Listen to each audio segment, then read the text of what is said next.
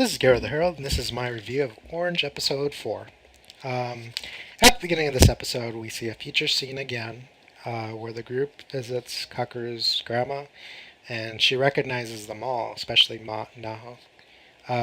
So we go back to the past again, and um, so I think this episode should kind of be renamed uh, Kakeru the Baka, just because he didn't pick up that Naho didn't wake him up, because why would she have a reason now? Especially since she did this because she liked him. And even a bigger hint, she stopped making him bentos. So it's like one thing if she was just like making like sweets and shared them with everyone, but she pretty much was promising to make him lunch every day. So Kakeru's kind of a big idiot. um, so at this point, whenever Naho tries to get the nerve to talk to him, um, Udai Senpai kind of seems like Johnny on the spot, and it's like always there and interrupts. We also see that there's another note, and nothing's really changed on the timeline.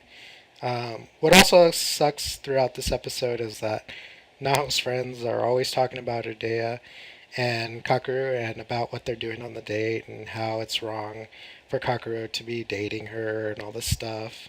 And I think Naho could have at least told them enough about that and tell them that she really did like Kakeru, but because of her shy, timid nature, she has to suffer through it all.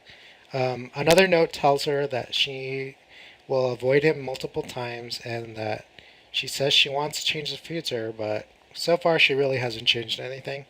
Um, and then finally, we see another note that's directing her to talk to him, but we don't really know if this is going to change anything.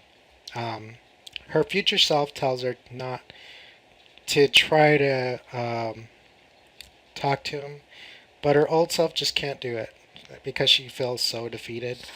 And when she gets a chance, of course, Uria shows up again. Um, she doesn't take her chance because of her personality. I feel bad for her because like I could see this happening because personally, who I was in the past, I was more shy then than I am now. I've made a lot more progress than how I was. And I really thought that the quote was interesting that she said, um, I should have done that back then. It's so easy to say that when you're in the future, but in the present, you're already doing everything you can. But the reality is that she's really not doing enough. Naho's kind of being negative and being too scared, and what keeps her from being happy in this reality, because she's worried about offending Udaya instead of her own interest and her own happiness. So we see the note about Udaya and Kakeru getting in a fight, and I was like, yes, take that. But we also see that Udaya is the worst.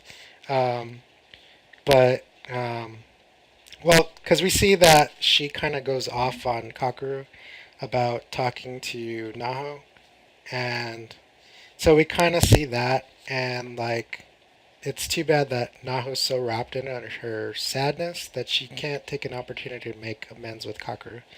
And then what happens is Suwa is the one that snaps Naho out of her sadness and encourages her to go back to talk to Kakeru.